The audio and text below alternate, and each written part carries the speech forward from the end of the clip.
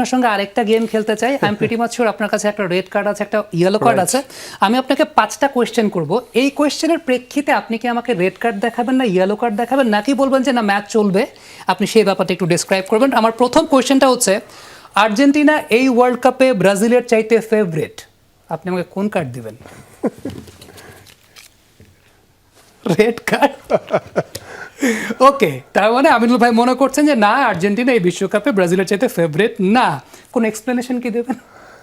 না, as a supporter আমি বলবো, কারণ আমি আর্জেন্টাইন সাপোর্টার যারা রয়েছে তাদেরকেও একদম রেসপেক্টের সহিত বলছি, যেহেতু দীর্ঘদিন ব্রাজিল আসলে শিরোপার মুখ দেখেনি এবং হেক্সা জয়ের যে সম্ভাবনা এখনও রয়ে গেছে, সেই জায়গা থেকে আমি মনে করি যে লাস্ট ওয়ার্ল্ড কাপ যেহেতু আর্জেন্টিনার ঘরে গিয়েছে, আর্জেন্টিনা অত্যন্ত একটি পজিটিভ মেন্টালিটি নিয়ে তারা মাঠে নামবে।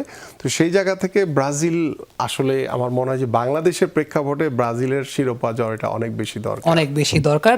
দেন আমার নেক্সট কোয়েশ্চেন হচ্ছে, যদি এবার মেসি এবং রোনাল্ডোর মধ্যে লড়াই হয়, দ্বৈরথ হয়, সেই দ্বৈরথে এবার রোনাল্ডো জিতবেন? নো, আমার কাছে মনে হয় যে আমি ইয়েলো কার্ডই দিচ্ছি, কারণ এইখানে মেসি কিংবা রোনালদো দুইজনই আসলে তারা একই লেভেলের এবং তারা মোটামুটি টপ ফর্মে কিন্তু তারা নাই কেউই বাস্তবতা। বাট তাদের যে নেম, তাদের যে ফুটবলের অবস্থান বা তাদের যে মাঠে থাকলে যে অপোনেন্ট তাদেরকে যে কাউন্ট করে, ওই ফ্লেভারটা হয়তো বা রোনালদো এবং মেসি তারা দুজনেই কাজে লাগাতে পারবে। এবং প্র্যাকটিস ম্যাচে আমরা আয়ারল্যান্ডের সঙ্গে, এক্সিবিশন ম্যাচে আমরা আয়ারল্যান্ডের সঙ্গে দেখেছি, ফ্রেন্ডলি ম্যাচে যে মেসি চমৎকার নৈপুণ্য দেখিয়েছেন, সেই জায়গাটায় মেসির একটা সম্ভাবনা জায়গা আছে। স্যার নেক্সট কোয়েশ্চেনটা মেসিকে নিয়ে। ও, এটা খুব টাফ। মেসি সর্বকালের সেরা ফুটবলার, আমি জানি না কোন কার্ড দেবেন। না, আমার মনে হয় না কোনো কার্ড দেওয়ার প্রয়োজন আছে। Okay, the match will go. So Messi সর্বকালের সেরা ফুটবলার, সেটা আমিনুল ভাই মনে করছেন। ওকে, এই পরের কোয়েশ্চেনটা আমাদের আগের প্রজন্ম আসলে খুব সাপোর্ট করেন, আমরা আবার সাপোর্ট করি না। সেটা হচ্ছে VAR ফুটবলটাকে নষ্ট করছে। যদি 86-এর সেই ম্যারাডোনার সেই ঈশ্বরের হাতের কথা আপনার মনে থাকে, যে মাঠে আজকে খেলা হচ্ছে, তো তখন যদি ভিআর হতো তাহলে কিন্তু আসলে আর্জেন্টিনা সেই চ্যাম্পিয়নশিপ অর্জন করতে পারতো না। সো যুগের পরিবর্তনের সাথে সাথে আমরা দেখেছি যে অনেক সময় এই ধরনের সিলি মিস্টেক বলবো না, অনেক ঘটনা ঘটে যায়। সেই ঘটনা ঘটার কারণে একটি দেশের স্বপ্ন কিন্তু আসলে ধূলিসাৎ হয়ে যায়।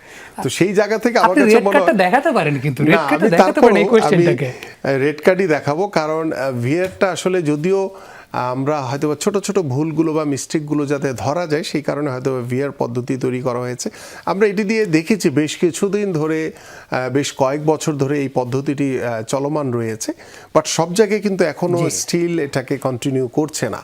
কিছু কিছু জায়গায় করছে, বিশেষ করে বিশ্বকাপের মতো যখন এত বড় একটি টুর্নামেন্ট সামনে আসে তখন হয়তো বা এটাকে সামনে নিয়ে আসা হয়।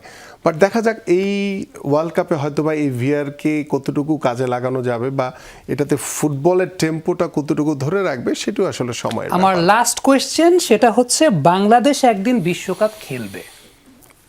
ডেফিনেটলি স্বপ্ন দেখি, পজিটিভলি চিন্তা করি।